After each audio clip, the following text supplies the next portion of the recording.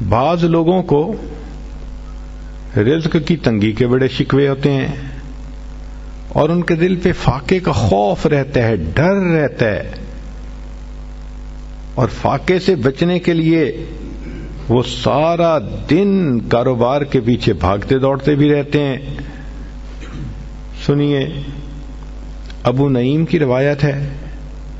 ابن ابی شیبہ نے بھی اس کو لکھا کہ نبی علیہ الصلوۃ والسلام نے ارشاد فرمایا، جو شخص اس دعا کو پڑھے گا اللہ اس سے 70 مصیبتیں دور کریں گے جن میں سب سے چھوٹی مصیبت اس کا فاقہ ہوگا۔ اور وہ فقرہ ہے، لا حول ولا قوت الا باللہ، لا ملجأ ولا منجأ من اللہ الا الیک۔